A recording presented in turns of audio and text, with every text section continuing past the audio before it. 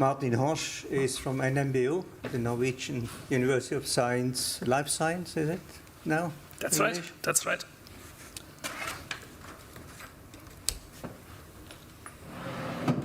You got that? Okay. What I will say now will really not surprise anybody here, and that is that interoperability is a complicated phenomenon. Naturally, it's complicated to achieve. We know this. And very many people emphasize, it's also not wrong, the side of semantics and that we need ontologies and a common language so that we know what we're talking about. We can represent our knowledge. And here is an example that I like to bring. Obviously, it's not wrong, right? The work on the ontologies is a perfectly legitimate and necessary work. Now let's imagine there's a guy called Peter and another Paul. And Peter sits at a restaurant. No, Peter's the waiter at a restaurant. Paul sits at a restaurant. Peter asks, what do you want to order? Right, and then comes, and this is in a language that they both understand. Imagine they're writing it up in RDF triples. It's possible, right? This is a query, some kind of query, and then you can answer. And he answers, there's this other restaurant, and it's owned by Patrick, and there's an item on the list, and it contains this and that, and so on. So obviously, this makes no sense, and then Peter will say, you're stupid, you're crazy, you should someone should take care of you, despite having the common language. So obviously, we know from practice, it's not enough, and often not the main development task to have a new ontology. It's to have the communication and the exchange information that match, right? This should match. And therefore, also quite a few of the previous presentations said it's important to specify, for example, to specify the protocol, what is being said where, and to specify the interfaces. For example, for the data ingest, I want to communicate information that should become one digital product passport. How should I specify this information? For example, using Shackle. Shackle can be used to validate a knowledge graph that is coming as ingested information. And it can also be used, as has been done in our project DigiPass CSA as well, to automatically generate a form for manual data ingest, for example. So this is all part of the platform. I assume Franz Pirker will show in his talk how this looks, and so I don't have to present it. You know that this is possible. And obviously the manual data ingest is not necessarily something that scales up, but then even for other communication schemes, then you can use the Shackle for validation. That's that, but if you look into how interoperability has been discussed recently, it becomes more and more complicated. So, for example, there's the EOSC interoperability framework, the European interoperability framework, distinguishing different kinds of interoperability. Then there has been the project OntoCommons already now quite some time ago. This had a focus on ontologies, and despite that, it found that the interoperability is really very complicated and many artifacts and tools are required beyond just the ontologies. So, for example, you can distinguish the, as it is done here, syntactic, semantic, pragmatic. That's one way of distinguishing. Like the syntax is the file format and the pragmatics is everything you do. And then we can also ask, what is being made interoperable? There from OntoCommons, this document, the review of domain interoperability, introduces the so-called DOS formalism, DHOS, data human organization software. Different things you can try to combine with each other and make them work together. And actually all of those are meaningful, and different kinds of artifacts, tools, methodologies can assist them. Ontologies can play a role there, but yeah, clearly enough, it's not just those. It's a lot that needs to be developed. We know that. So I already said you would not be surprised. Another way of looking at interoperability is through the lens of the DIKW pyramid. So here you see the Knowledge Graph Alliance. The Knowledge Graph Alliance is in a way the successor organization to the Onto Commons project. Unfortunately now the Knowledge Graph Alliance has not been functioning very well, we have to admit that. But you can see it has here, it's part of, it's a slogan, data to wisdom. This is a quote from this formalism that you see here, the DIKW pyramid.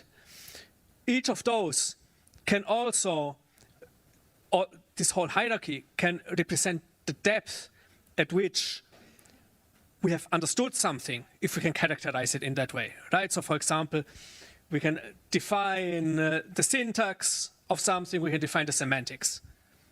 Now we can make an assertion, a proposition. We can formulate a proposition. We can say what its semantics are in terms of whatever logic, no problem. But in this way, we still have not established, for example, the status that this proposition has. Is it true, yes or no? More than that. In what way, for example, is it a scientific claim? What status as knowledge does it have? So this is the next level, epistemic. And then how do we deal with it? How do we exchange it? So in this representation, we have one level more. We have the syntax, semantics, then epistemic characterization, and the pragmatic level as wisdom. So we know interoperability is complicated. And now we need to get the interoperability sorted for the digital product passport. It becomes more and more complicated. I'm also here not the first person, so people have said this again and again. Obviously, the companies, the projects, the people who have the data that should go into the digital product passport, they have their own pre-existing data architecture and schema, which is not the same as the one for the DPP. So somehow you need to map them, you need to transform them. So it becomes a problem of, for example, ontology alignment. Here you see one diagram that I took from the Ontology Alignment Evaluation Initiative. You can align at the schema level, at the level of the ontology. You can align at the level of the individuals and relationships, instances. And sometimes you can get one-to-one mapping or alignments that are simple, but in reality it becomes very complicated very easily. We did this exercise some time ago. Actually, you see Peter is the first author of this. We were looking at two popular ways of working on materials information. And one of them is the dreaded MODA. When you do a simulation workflow, of course it has been very endorsed and some people like to use it.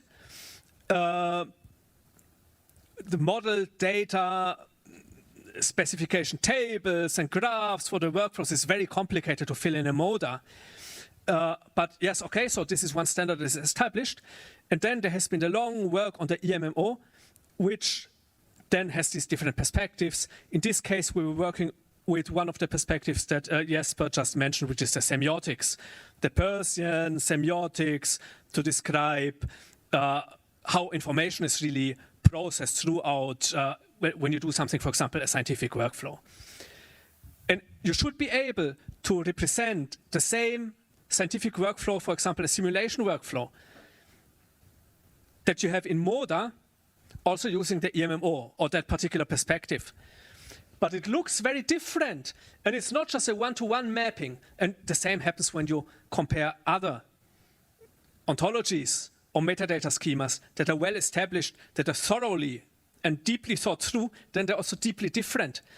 And the mapping becomes therefore very complicated. So you can do that using graph transformation. The graph transformation is very complicated.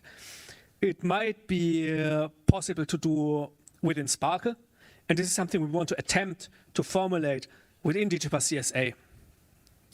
And this is one of the challenges. So now I have to say we're all over time. It is terrible. I hope I'm not going over time. I will just stop. When I'm at the 15 minutes and when I'm 14 minutes, I just stop. You don't get to ask me any questions, but I get to ask you questions. And I'm not going to tell you what they are. Now you just go there. These are the questions. Here we try to figure out what is the interoperability challenge that we have within DigiPass CSA. Budcut info, it says here only because it's easy for me to upload something to Budcut info. It's really from DigiPass CSA. One thing that we want to figure out is what platforms do we have to interoperate with? And you know, the European Commission has been saying for a long time, architecture of the future is data spaces. The data spaces, and we have the IDSA, the International Data Spaces Association, the DSSC, the Data Spaces Support Center, and data spaces, common European data spaces. And we have heard from ChemX. We have heard from Construction X. They build data spaces. So, yeah, when we wrote the description of action, when we wrote the proposal, we thought it will be very important for this reason to interoperate with data spaces. And this is therefore also part of our description of action. But then we did this same exercise that I'm still asking you to also contribute to. 2 months ago, when we were meeting, when we were doing a datathon at Esch-sur-Alzette, and we were asking the people, where would the information from what platforms would the information that we're supposed to use, that you are using, for the LCA, for the DPP, where would it come from? Because that's what we actually need to interoperate with in reality, right? And nobody mentioned one data space. Not one. Nobody mentioned the ChemX, nobody mentioned the Construction X, or the people mentioned these things that are there that are not data spaces. Maybe it's a question of development. In a few years may look different. I just want to report. I was surprised, actually. Good. So that's a bit one part of what we're doing. Another part, if we speak about the interoperability challenge, I should also mention that we did rather deep exercise in gathering such requirements in the form of competency questions. This is a very established technique. I assume a few of you will know it well. If you want to gather requirements for example, developing an ontology, then you can do that by asking representative questions that you want a digital infrastructure to be able to answer competently. That's why they're called competency questions. It's an established technique. They are questions in human language. And what you do then is, for example, you take this question here and you try to translate it into Sparkle, into a formal query where all the human words are replaced, the verbs are replaced by relations, the nouns, they are replaced by concepts. And if you can do this completely, then you know you have a knowledge representation formalism that satisfies all these requirements. And here our aim was, we don't want to develop another DPP ontology. We really just wanted to look what is covered in the existing ontologies. For example, Onto Decide from Linköping, the people there, they're developing ontologies can cover a lot, and others. We actually found 10 pre-existing ontologies at a domain level that can be reused to a substantial extent. And it's not our aim to do a lot of ontology development ourselves.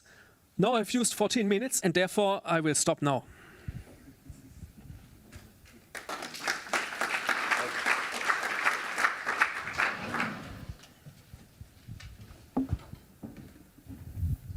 Thank you, Martin. Thank you for discussing the rule of ontologies, taxonomies, and how they are going to be set up and how they are going to support, or how they are supposed to support all these systems, including the DPP system.